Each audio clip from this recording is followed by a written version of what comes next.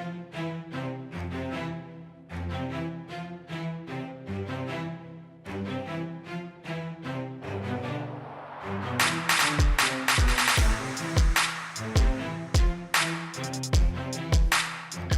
to the Social Chameleon Show, where it's our goal to help you learn, grow, and transform your personality. Come today, book review time.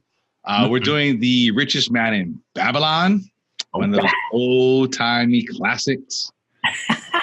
You like those old ones, huh? I don't know. You know, I was looking at, I don't know, a bunch of different lists of like whatever, top 7, top 10, top 20, whatever books you should read. And I want to say I've read a good majority of them, and this was one that was like on the top of a lot of lists that I hadn't read and never even thought about reading. So when we were looking for a book to do next, I was like, you know what, let's try this. Like, it's different. I guess I don't know about different. I mean, but it's definitely a oldie. I don't know, but good. I guess I don't know. It's its own book. It is, and the thing when I first was going through it, I just went through like a normal book, just front to back, and it's not. I think, in my opinion, it's not designed for that kind of reading. Well, I mean, that's what they said, right? The book was designed from a bunch of different stories or something like that. Like, yeah, I guess it was originally was a series of pamphlets that was distributed by the U.S. bank and insurance companies from 1920 to 1924. So when I learned that, it made more sense. Like, oh, these were little short stories that they wind up putting into a books in 1926. I was like, this makes more sense now why it was all these like repetitive kind of stories. Like the same message was through each story. You know what? I don't know how many stories there are, 6, 7, 8 stories, whatever there is. Yeah, and they're all kind of similar, all kind of related. I don't know. I guess I like the genre of it. I like the way they talk. It's like that old English, art thou. Yeah. And, yeah. Some of that is a little hard. It's like, gosh, did somebody spell check this, grammar check this? Like, who's the copy editor on this? Like, Jesus Christ. But that's how they talked back in the day. Yeah, right. Wasn't anything else other than that. Yeah, you got to keep it in mind that that's the thing. Real quick, the summary of the book is a classic financial and motivational guide that has led generations to personal and monetary success. Invaluable lessons of finance are relayed through legendary tales set in ancient Babylon. So that, I mean, it's kind of the premise of the book. It's all about, and I love it. And lately, in the past, I don't know, a few years, I've gone back a lot of this old text, like old Stoic stuff, and like some other things we were talking about. And it's like they were talking about this same shit 200, 300, 10, 5, 6, 2,000 years ago. It's like, where did we go wrong? I don't know if it's that we know wrong, man. I think it's just, we have that human element in us, right? That we all have that greed. We all have that. Mm-hmm. I don't know if greed's the right word, but we all have that desire, right? Our innermost desires, as Sigmund Freud would say. Or is it your free will? What? But we all have that within us, so that we just, I'm not saying we forget the basics, but we know what to do. Mm-hmm. We just, for some reason or not, want something else. We don't do it. That's the thing, is that knowing doing gap, right? We know what we should be doing, but doing it is not as easy.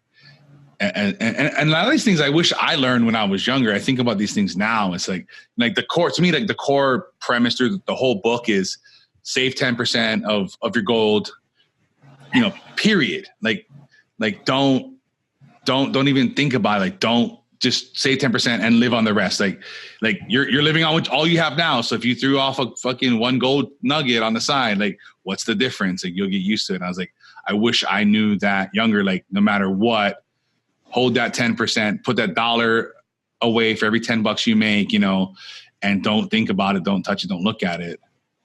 Yeah. But I mean, even the book talks about it. Like, how the youth are overzealous. Like, yeah. And made lots of investments that didn't pan out. You know what I mean? Like, at least in my lifetime, I've done. Yeah. It's like, you see this, you get this hot tip, that's not so hot, right? We don't know anything about it. We're young. That's your bet, like the can't lose game. Yeah. And it's just like you go for it because the odds are so great. Like it's like, oh, if I win, and you just keep putting that stuff on there. I mean, I guess because I read Rich Dad Poor Dad, to me that's a more modern day tale of this story. Yeah. Very different books, but I mean the premise is the same. Like you got to invest your money, right? Like you got to put your soldiers to work, right? Every dollar that you have is another worker that's going to go out there for you to make more money. Right. So I knew not to, load myself with doodads and all this other kind of stuff, and not buy all these frivolous things, But at the same time, I didn't learn the other lesson, which is in this book, is like, know what you're investing in. Like, I didn't know what the heck I was investing in. I would just put my money in because I thought I was going to win. I don't know. Yeah, that's the thing too. And sometimes you feel like, or you're like, I guess, okay, my friend, he's good at this, or this person told me, and like, I trust them. And it's like, you just go in and you don't know, you can't fact check. You can't,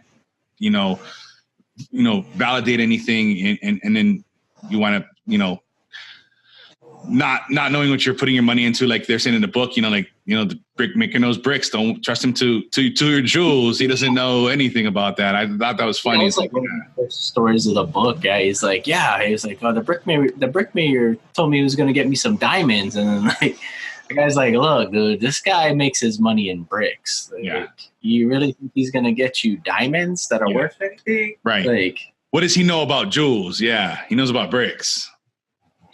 But it's a good lesson. Like you gotta, who are you listening to? Like, you listen to your uncle or your cousin or your friend. Like, what are you doing? What have you done? Like, you don't know shit about shit. Like, you saw some special on PBS and now you're an expert. Like, I don't think so.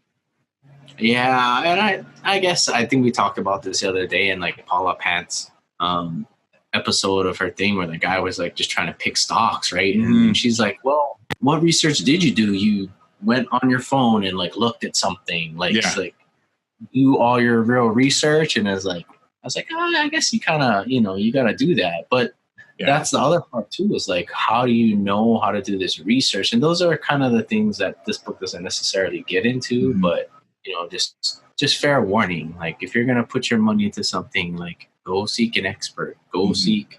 And what I mean by an expert is not someone who's just going to go take your money and do something with it. Like, go seek somebody who's going to give you advice or tell you a little bit about something. I don't know. Anyway, get a coach, get somebody, pay these guys for their money. It's worth the $100 consultation fee or whatever, $200, to save you, thousands or pull you out of. That's the thing I liked in the book. One of the stories they were talking about, like, it's like I wind up getting like around a bunch of guys that would vet deals and discuss them and find loopholes. And it's like, that's how I started learning. Like, that's how I started making my investments. I think there's one about the father told him, go beat it for 10 years and come back and let me know what you learn. If you can make money, I'll give you my fortune. I think that was a story, but that's the thing. Like, we've talked about this many times. If there are a lot of you heard the cliche, you're the, average of 5 people you hang out with. If you hang out with people that are doing things, making money, doing deals, guess what you're going to do? You're going to learn that stuff. If you're hanging out with people hanging out the block, drinking beers, guess what you're going to do? Know how to buy beer. Like, you got to know, like, who you're hanging out with. What are they doing? What's the crowd you're with? Are you learning from guys that are doing deals, vetting deals? Or are you guys hanging out fucking talking shit about something you saw on Shark Tank? Like, what are you doing? Yeah, no, I mean, that's kind of cool. I like the whole thing. Like, you're going out to drink beers. You're going to learn how to buy beers. I mean, right. Kind of ironic, but I mean, you do, right? You know where all the sales are. Right. You know what days they go on sale. Yeah, right. Tuesday lunch is on sale, and then Friday is a thing at Walmart, and I say, but if you hang out with a different kind of crowd, you be like, listen, hey, earning reports coming out. I got a guy that that knows a guy that works there or whatever, or I work for a company that did a consultation for them, and this is something's coming down. Like, we should look into. I mean, stay within the law, but if I'm trying to say, like, if you're hanging out with guys that are knowing things or doing things, it's like, hey, this guy, I know he died and his building's coming up for sale, and this is a good deal. The kids don't want it. Like, let's jump in on it. Like, if you're hanging out with those guys, that's the deals you're going to find, So. Yeah, no, that's true. That's true. But I mean, getting back to the book, though, I guess you're right. I agree with you as far as save 10%. That's kind of the drive home message of the book. Yeah. But he does talk about other stuff, right? Like the 7 curses for the purse, the 5 golden rules, those kind of things. There's there's a lot of good rules. They're all essentially themed, but there's a lot of good rules. When we get into that, seven curses of a lean purse. And then for those of you watching, like, it's funny because, like, as I was reading this book, I was like, man, if I put context, if like millennials start reading this book, it's like, what are these guys doing with women's bags? Like, and it's it's not a purse. It's basically a coin purse is what they call it. It's basically a leather pouch that you put your coin in. I think the modern equivalent I can think of is the Crown Royal bag. That's what I think of. The purple bag your Crown Royal comes in. That's what I think of that they would use. Too many nights with those guys drinking, man. Like, how would you know what that looks like? I've spent many a times finding the sales on alcohol. On that Crown Royal bag, right? It's not about the alcohol. It's about that Crown Royal bag. I'm expressing a visual. Yeah. What they would use, and gold coins are not Bitcoins, not Ethereum. They're real chunks of stamped gold. Yeah. That's the other thing about this book too. Is like they didn't write on paper, bro. They chiseled it down into like tablets, clay tablets. I was like, ooh. It's like, you got. I mean, imagine how careful you had to be with that. I got these 5 rules, 4 rules. Shit, shit got wet. I don't know. Oh yeah, it got wet or whatever. Like you had to like. That'd be crazy. Yeah, I mean, I guess it's better than carrying around a book because if your book got wet, there goes all of your information. But I don't know. I wonder. I would like to think ink would hold up a little bit more to weather than clay tablets, but I don't know. I didn't very nice clay tablets in the museums. So did all right. But anyway, I guess we'll get into the 7 curses. The first curse. 1. Start thy purse to fattening. So it sounds so nice. You know what I mean? Just the words they use. Start thy purse to fattening. What is his name? Arkad advises on saving 10% of your annual income to start building up your wealth or purse. Right. For every 10 coins thou placeth with thy purse, take out for thy to be mine. Thy purse start to fatten at once, and its increasing weight will feel good in thy hand and bring satisfaction to thy soul. Like, gosh, that's so hard to read, man. Like, I can't read it without laughing. But it's hard because it doesn't make sense in our way of speaking now. It's like this so fragmented and but, I mean, they often refer to thyself in thy third person. Like, I don't know. Yeah. Funny.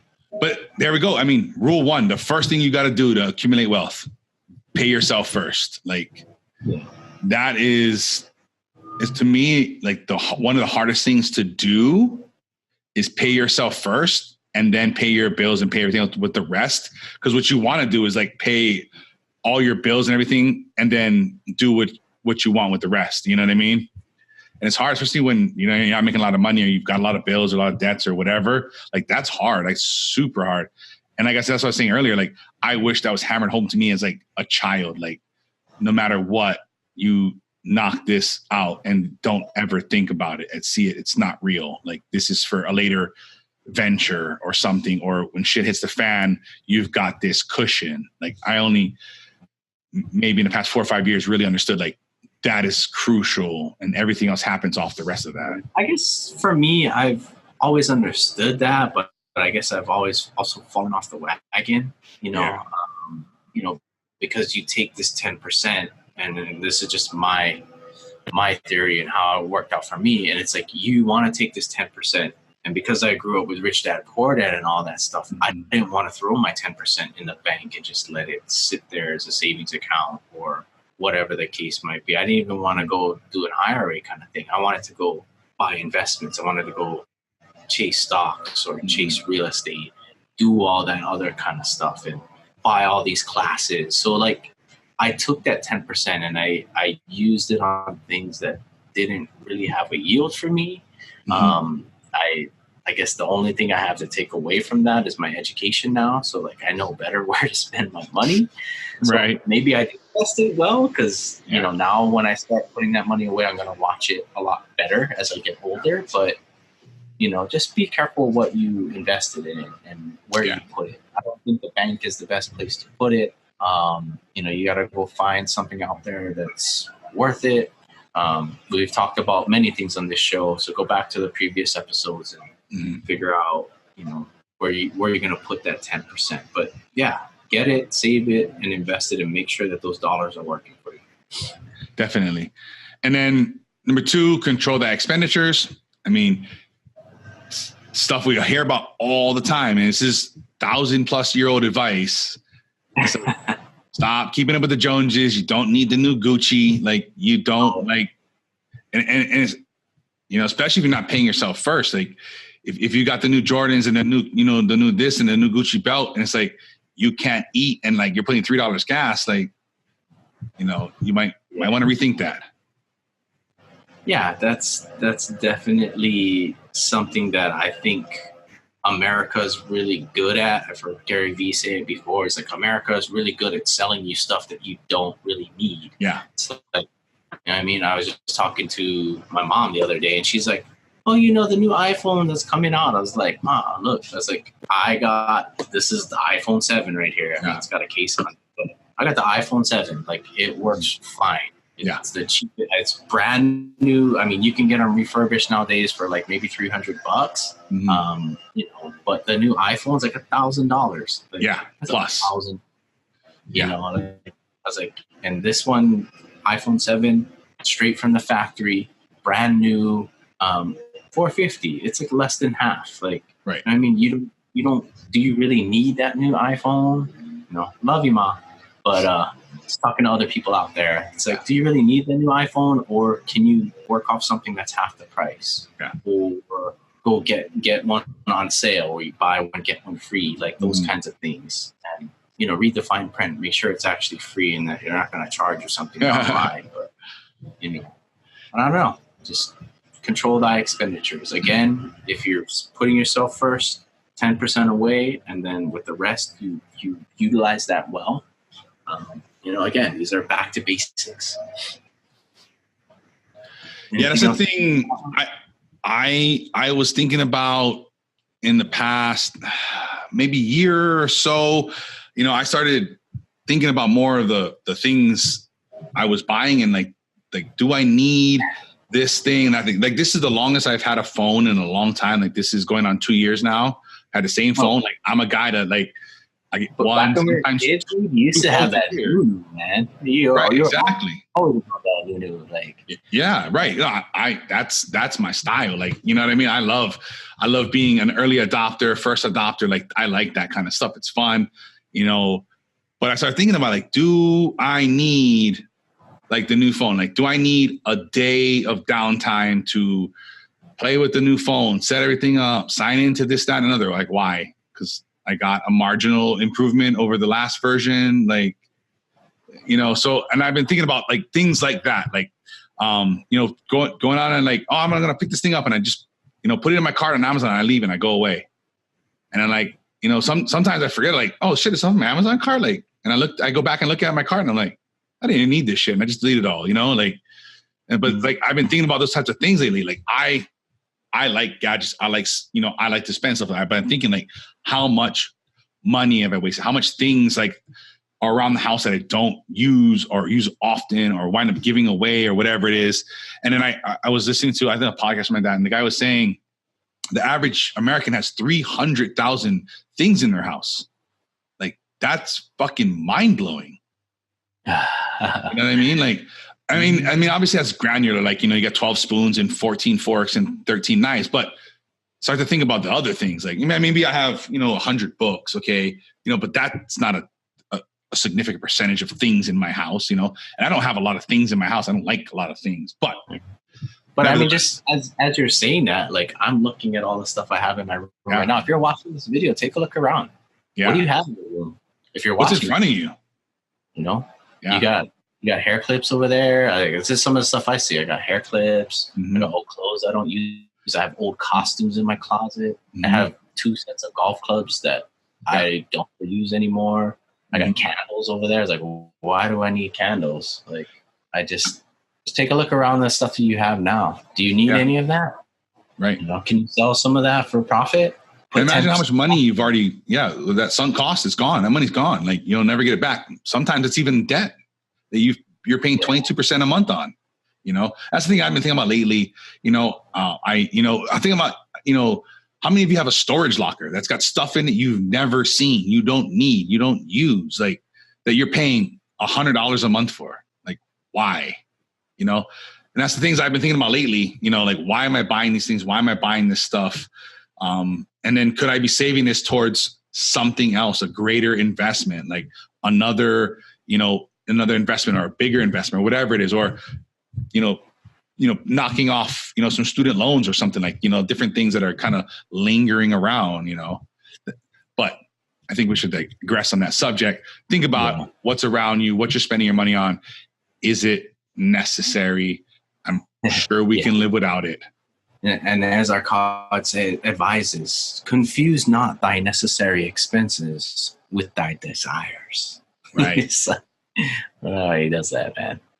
And then boom, and then on to number 3. Like, if you're saving 10%, you're keeping your expenses in check. Guess what you can do with number 3? You can multiply thy gold. Like, if you're not doing those things, you don't got no gold to multiply. You can't put your soldiers out to work for you. Like, and that's the thing that hit me a year or so ago. I was like, damn, I didn't feel like I had enough soldiers to go out to work for me. Like, I felt like I was stagnant in my progression in my investment thing and opportunities. So I started like, where's the leak? Where's the thing? Yeah, and for me, when I went out there and tried to make it multiply, I failed over and over again. I guess now that I'm looking at this rule and I'm thinking about the episodes that we've done past, some of the good things to do, especially from Tony's Unshakable and from Paula Pant stuff that we've seen, go out, get a Vanguard account, get some ETFs going. Yep. It's probably a good, solid start. Absolutely. Yep. I'm going to repeat that message over and over. Sure, you can be like me and try to do real estate deals and try to do stock market deals, but I didn't really make too much money in that. I mean, I made profit in some and some I lost money. So just be careful with that. Yeah. Anyway. And even something as simple as a high yield checking account where you're getting 2% interest. Like, that's super easy. You got to shop for those though. Those aren't common. Right. There are, if I can remember, I'll leave some links to some I know of, but your checking account, you're getting 2%. Like, I don't think there's a savings account you can get 2%. I don't think you get a CD at 2%. You know what I mean? Like, so these are things that are so easy, so simple. You're knocking your 5%, your 10% savings, and then now you're getting 2% for doing nothing but having money in a checking account. Like, these are good things, especially if you have a business and you got 10, 20, 50. I heard a guy, he had $1 million sitting in their company checking account just in case. And he's like, why the fuck is this not making me any money? And he's like, he moved it to a high yield checking account. He's getting 2% on his $1 million that they keep around in his cash reserves. So things to think about. Definitely. And guard thy treasure from loss. The fourth cue. Yeah. That's hard, And this even goes back to, I don't know, was it the first or second episode or the first book review we did, right? Principles. Yeah. Like Ray Dalio, that's all he's about, is finding investments to protect you against losses. If I remember correctly in this part of the book, like this is like one of my things, like the guard was like talking about the wall and stuff like that. He's like guarding the wall and like everybody's like, oh, are people going to break through the wall? And the guard's like, no. He's like, nobody's broken through this wall. It's like, I was like, damn. But back in the day, that's what they did, right? They created a castle. They put guards around it so that nobody could come in and take the king's treasure. Like, you got to do the same thing here. Nowadays, we do that with insurance, or, you find investments, hopefully, that will either weather the test of time, or you diversify your investments, things like that. that can protect you. If one of your legs on your stool goes down, you still have the other 3 or 4 legs to keep you afloat. Like, those are kind of the things that we do nowadays. Right. Yeah, you look like you want to add there. No, yeah. A lot of people I know and things that I've learned is, from the get-go, what's the downside here? How much can I risk? If I'm putting up $10, how much am I going to lose? Am I at risk of losing 5, 50 cents, $1? Like, knowing that, like, this goes south, can I lose $1 for every 10? That's fine. Like, I'm okay with that risk. Potentially I'm going to make 20. There's a lot of, you go out there, you can find a lot of stories. Richard Branson, classic story. You don't know it. When he started Virgin Airlines, he went to Boeing and said, listen, I'm going to lease these planes. If it doesn't work out, I'm going to give them back. And nobody's ever done that deal before. He's like, I have nothing to lose. I have zero to lose. I'm not on the hook $800 million for these planes. Like, if this doesn't work out, I return them. Nobody's ever structured a deal like that before. Everybody thought he was crazy to even think Boeing was going to do it, and they did. That's his risk. Nothing. Zero. Just whatever effort and whatnot went into it. Planes, like, that's a big expense for an airline, is spending 30, 40, 50, $80 million on a plane, and you go under, you've got a plane sitting there. Yeah. Think about that when you're getting ready to something like, what's my downside? Can I lose that? I think it was in Principles or some other book, or maybe it was in Unshakable. He's like, I can lose 4 out of 10 times because I know I'm going to win. Like, I'm okay with that, because I'm going to hit more often than not because I have myself set up that way. Yeah. And, I guess in today's world, because I've lost so much in the investments that I've done, I just take it with a grain of salt. But at the same time, don't be, I guess, too secure or worried about the security of your money. Mm-hmm. You know what I mean? Because if you are going to go just put it in something like bonds or something that doesn't really yield much, your money's not really growing for you, Mm-hmm. So, like, you got to find the balance with that. Find something that's going to make your money grow. That over time it's going to grow versus, putting your money in a 2% checking account. Like, if that's all you're doing, then that's not really enough to carry you forward. Like, you have to multiply harder than that.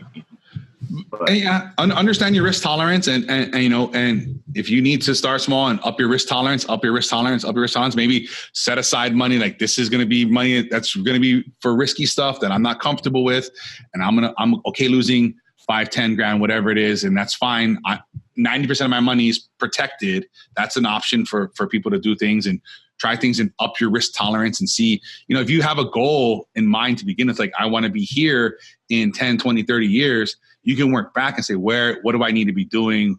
Where do I need to be traveling to get there? And you can, understanding your risk tolerance, like, I need to be at, 8% because, I'm looking at 5% growth. Inflation's about 3 to 4%. Like, you got to be thinking about those kind of things and which way you're headed. Yeah. I mean, again, basically you want to try to protect yourself from losses the best way that you can. But, also remember the third rule. You have to make your money grow too. Yeah. And then I guess we can get into the fifth cure. Make that selling a profitable investment. I don't know where this accent comes from, but I don't know what you're trying to go with.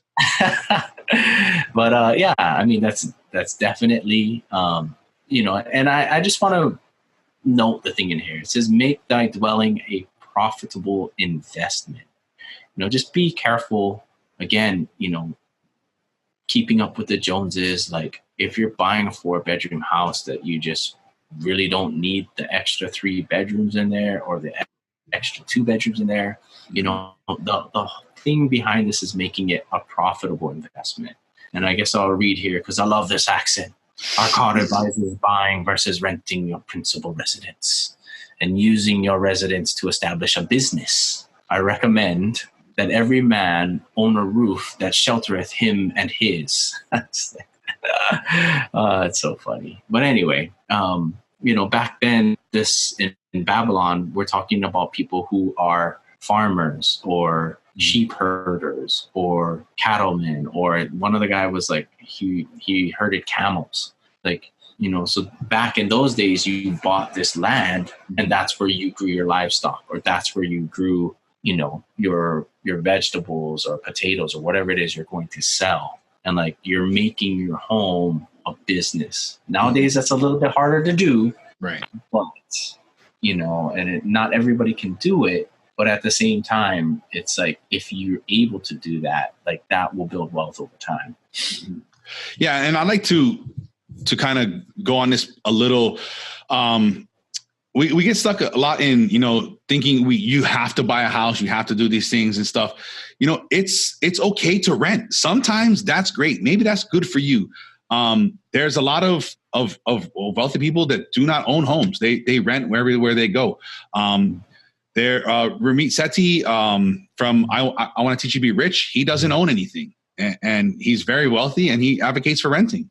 There's on the New York Times, they have a rent versus buying calculator. I'll link to that for you guys. If you want to evaluate, like, is it better for you in your situation with your life and what's going on in your life to rent or buy? It may help you not feel like, you're obligated to be buying something, or maybe you want to get out of the house you're in and you're like, well, no, I shouldn't be paying somebody else's mortgage. That's not the greatest idea sometimes. Yeah. And again, I just want to just make sure that you read the rule correctly. It says, make thy dwelling a profitable investment. Yeah. Mm-hmm. And that's just kind of where I live. I live in a high, I guess the average or the mean price of real estate in Hawaii is like $700,000 for a home. Yeah. It's like, when you live in these areas of high valued real estate, it doesn't always make sense to buy. It's like, if I want to go buy something, it's going to cost me, upwards of $500,000-$600,000 to buy your traditional home here in Hawaii. And like, that's not necessarily a profitable investment for me. You know what I mean? It's like, right. It may make sense for me to rent because in the long run it's cheaper. And I can't, as of now, I'm in the healthcare business, or I'm in the real estate business. I don't need a home to raise my sheep or my camels, or, right. You know what I mean? Grow my crops. Mm-hmm. Like, that's not what I'm trying to do or accomplish here. So just, again, it says, make that dwelling a profitable investment, and I guess just on a side note, for those of you people that have homes where you can convert them into duplexes, that's a nice house hack that you can do too. You live in one side of your house and you rent out, you got this 4-bedroom house and you never use the other 2 bedrooms in that house. Mm-hmm. Guess what? Rent those bedrooms out to somebody. Airbnb. Yeah. Make that home a profitable investment. Mm-hmm. You got a basement, you can convert it to something. Like, there's a lot of things you can do, I know a guy, the company he owns, he has the company rent his house from him 14 days out of the year, and he works from there. Like, and that's something that they do to kind of hack his little thing or whatever. I was like, that's pretty clever. Like, have your company rent your house from you or for you or whatever. So I thought it was pretty clever. There's lots of ways to make these kind of things profitable. Yep. Anyway. And then what is the next one here? Ensure a future income, which goes back to the other stuff. Like, if you got something saved, you got something stocked away, you can put those guys to work, and then you have a future income. Something's paying you dividends. Something's paying you every month or whatever it is. You're getting tax breaks. I mean, there's a lot of things that go into that. Yeah, and there's lots of ways that you can do that. Again, since we were just talking about real estate, like, you don't have to buy a home to live in. You can go buy, and again, mortgage fraud is real. But when you buy your home to live in as a first-time home buyer, to get their rate, when you sign the paper, it says that you're only going to live in there for 12 months. Like, that's all you're obligated to do. You can go buy a investment property. Again, just make sure you meet all the stipulations of the first-time home buyer. But you can buy a property that you are going to rent out in the future, live in it for 12 months. After you live in it for 12 months, go back to renting, rent that puppy out, make some money. You know what I mean? Like, we're talking about investments that are going to make money in the future. Things like real estate that will provide you rental income are a way to do it. You can also buy stocks and or companies that provide dividends. So they will, no matter what happens to the stock, whether it goes up or down, that company will pay you a dividend over time. We talked about it earlier. You can do ETFs. And nowadays you can do all kinds of stuff. They got 401k, they got 403b. Like, they have all different types of investment tools that you can use. Yes. Go out there, find a professional. Don't be cheap. Pay these guys for their time. It's going to save you thousands, if not tens of thousands of dollars. Nice. We ready for the last one? Number 7. Number 7. Increase thy ability to earn. And I was like, we've talked about some of these things before. It's like, keep developing your own skills to increase your investing wisdom and also increase your earnings power. It's like, what can you do? And we talked about this in previous shows before. Like, what are you doing at your job? Are you sitting there on your phone all day? Or are you actually, going around to make the difference and be put forth that you're going to be a good worker, that you're up for, taking extra responsibilities, or that you want to move into a management position? Some of the other things we talked about on previous shows, ask your boss if you can work from home. Yeah, that's like the number one thing. It's going to save you time. It's going to save you money on gas. It's going to save all kinds of things. Yep. If you can take your job and apply it so that you can work from home and work something out with your boss, like, that's the number one thing that most people, if they can do it, and it's going to save both you and the company money and time. Definitely. Anything have to add on to that? I don't know what other stuff we talked about. I mean, there's so many ways to up your skill level, to add more skills, to become more of a, somebody that's looked to at work saying, we got problems, we got things, we need solutions. We're going to come see Ransom. We're going to come see Tyson. We're going to come see Billy, Joe. Like, this person is is a master in these 3 things, or they're well competent in 2 or 3 things. Like, everybody else is good at, doing task A, but Ransom, man, he's good at doing task A, B, and C. And he's very knowledgeable in each of those because he's done each of those jobs well. He's done, he's learned each of those. He's got those skill sets. Like, if you're that guy, if you're the guy, the guy or the gal, the person, whatever you want to call it, that, can go to each department and do the jobs, that can go and do these different things. Like, you become valuable. Your skills become valuable. You become a multifaceted threat. Just because you're done with college, you're done with school, or whatever your vocational training, your education doesn't stop. Like, there's so many things. Like, the world is changing fast and rapidly. And if you're not keeping up, whether it's with technology, whether it's maybe with looking for the next career in your evolution, like, you've got to be doing these skills and keep upgrading yourself, spending some time every day, on the weekends, reading, going to classes, going to trainings. Like, there's so many ways to get to the next level. Maybe it's at another company. Maybe it's somewhere else where you pick up another 2-3 skills and now you're qualified for something else. Like, you never thought maybe you could do or whatever. Now you've gone from, $80,000 a year to 125 because you spent 6 months in night school. Like, you know what I'm saying? There's so many ways to earn your income. You can do side hustles, micro businesses. I mean, we've talked about so many of these things. Yeah. And then just on the side note, I mean, also thing here is like, maybe you make enough money. Yeah. You know what I mean? Maybe you are a high income earner already and you make enough money. It's like, you don't need to increase your ability to, bring money in.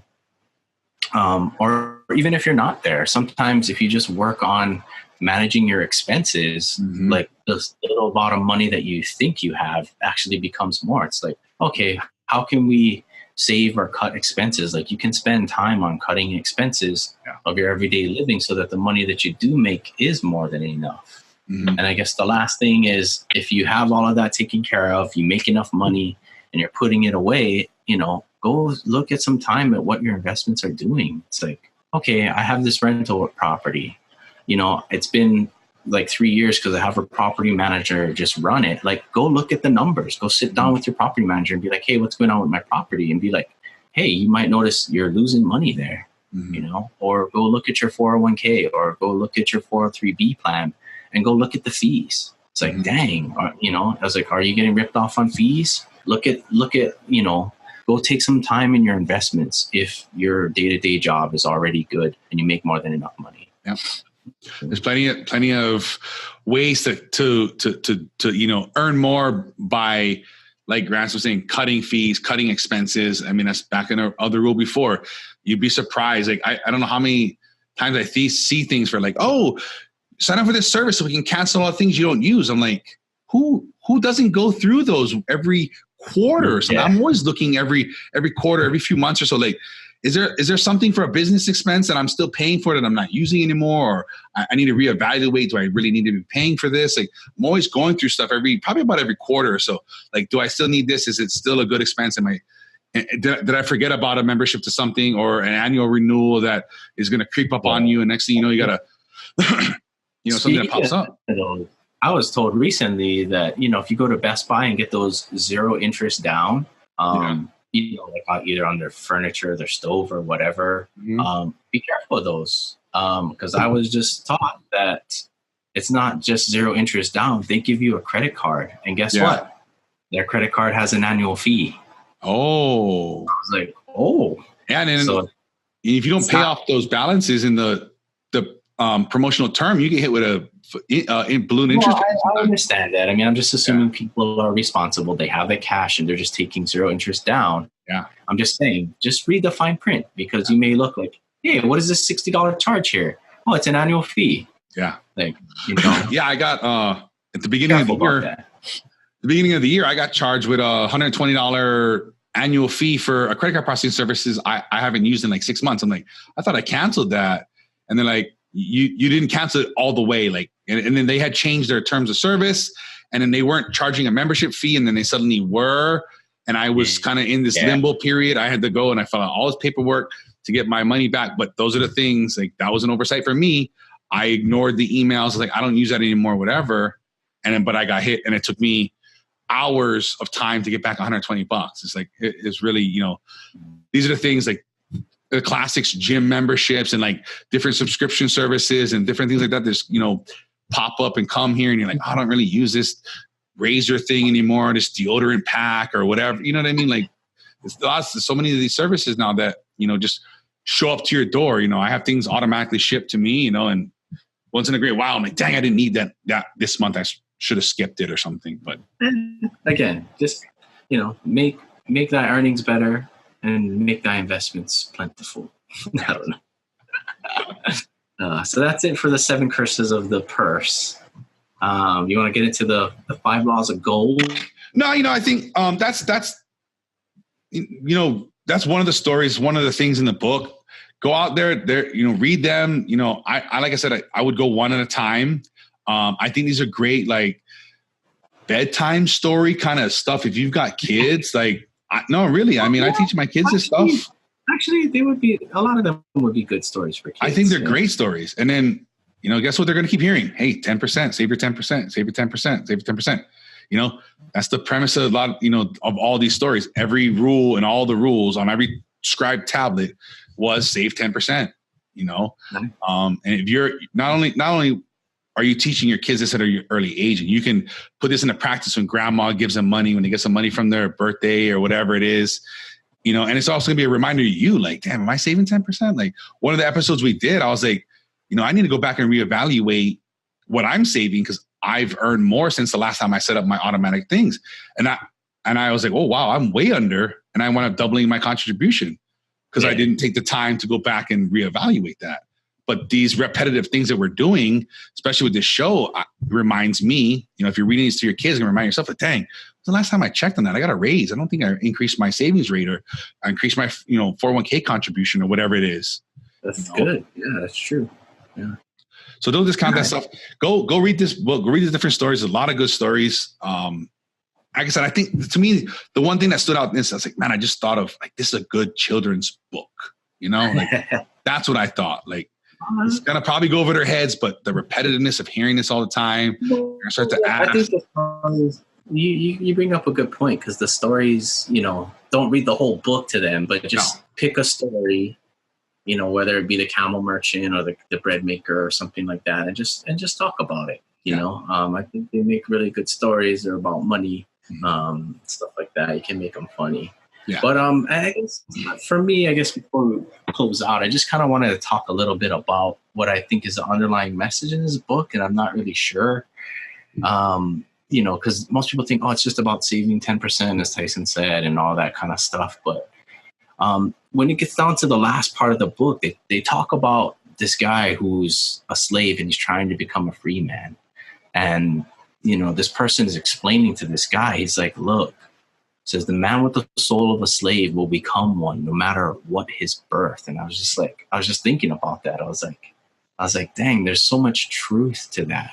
Mm-hmm. You know, it's like to the person who you really are. And then it's like, talks about the soul of a free man. It's like the soul of a free man will become respected and honored in his own city, despite his misfortune. And I just thought to myself, I was like, how true are those words? Like, it's about who you are as a person. It's about what's up here. Doesn't matter how much money you have. Doesn't matter whether you're a free man. Doesn't matter whether you're a slave. Like, who you are is going to show no matter what happens to you. Mm-hmm. And I think kind of driving it home is, you know, the last part of the book where he talks about work. He's like, I like work. It is the best friend I know. He's like, work well done is good for the man who does it.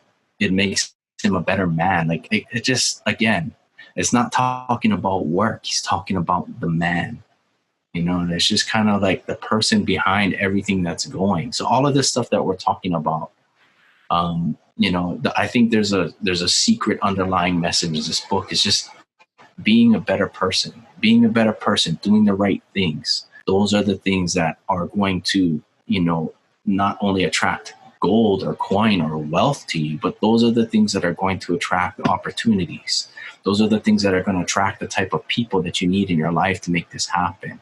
Those are the kind of things that when you face adversity, like, you're going to know what decision to make. And to me, I don't know, it's kind of like an underlying message in this book that I don't think people talk about. So just kind of wanted to mention it in this book review. Anyway, I digress. No, and that is, you know, I love that you found that hidden message. I didn't really see that, but it's true. Like, think about what we're slaves to, and it's not. Don't think of it in the kind of the common sense of the word. Like, what are you slave to? What? To Jordans? To Gucci? To you know, eating fancy restaurants? Like, what are you a slave to? Like, we're all slaves to something. Like, is it controlling you? Is it controlling your life? Is it controlling, you know, your decisions? Like, do you have to work this shit fuck job because you're a slave to Gucci? Like, why? Yeah. You know, it's like, think about it. Like, what are you doing? What are you being enslaved to? You know, and take some time to reevaluate that. Don't, you know, just because you're not of a certain race or you know, demographic or whatever, it doesn't mean you're not enslaved to something. We all are, you know? Yeah. So take that seriously. Like, evaluate that. Like, I'm not, you know, no more, not again. I'm not gonna be a slave to this shit and these things and what Instagram tells me I should look like or buy or wear or hang out with or whatever. You know, don't take that lightly. Yeah. Awesome. Any other key takeaways from this book? I know we went long on the one. Well, I think you're right. I mean, even the 5 rules of gold are basically just, you know, similar things, and, you know, we got to leave something for people to read. So. Yeah, definitely. No. Yeah, those are like the 2 most, I don't know, famous of the stories, I guess, of the rules or whatever. So we threw it in there, highlight them or a little bit or whatever. I'll leave that stuff in the show notes for you guys to easily reference those 2 rules, the 2 different, they're basically the same, slight twists on things, different story, different things.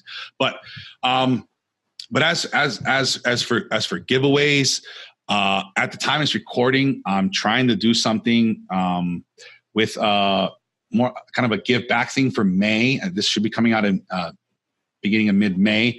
I'm not sure. I'm trying to do. I'm trying to see about getting into this thing. I'll pledge 1% from an episode I did with a guy. It's an interesting thing. What it is, you know, pledging 1% either of your time, of 1% of the products you make at your company, or 1% of something else. I can't quite remember off the top of my head, but that's what I'm looking for May. If you're interested in what's going on, head over to the socialchameleon.show/pick-me, figure out what's going on, get into this stuff. We got lots of fun things. We're trying to work with more people. always learning and discovering new things. And we really want to share them with you and hook you guys up and give you guys, acceleration, whether it's in health, it's in self-growth, it's in something. This is just something from us to you guys to help you guys on your journey, on things we find and people we partner with. Mm-hmm. And then I'll link to this book. And then I also link to the some of the high rate checking accounts I know of, and the rent calculator if you're interested on knowing, should you keep renting or should you get out of your house and start renting, or whatever it is you want to do. I'll link to those two things for you guys. And then this week's challenge, I haven't said it enough. If the book hasn't said it enough, are you saving 10% at least? Put $1 for every $10. Like, I know it's hard when I've been there, and fuck you, you're looking for quarters under the couch. Like, it's tough to like throw $10 on the side and say, I can't use this, but you've got to start making that habit of saying, I've got to put 10% away and I can't touch it, and start to live on the 90. Like, you're going to make adjustments. We're going to adjust. We're going to have to do something a little different, whether it's make more money or it's cut a little something here and there to find that 10%. If you already got 10% or you got your 20 or whatever you're doing, how about one more percent?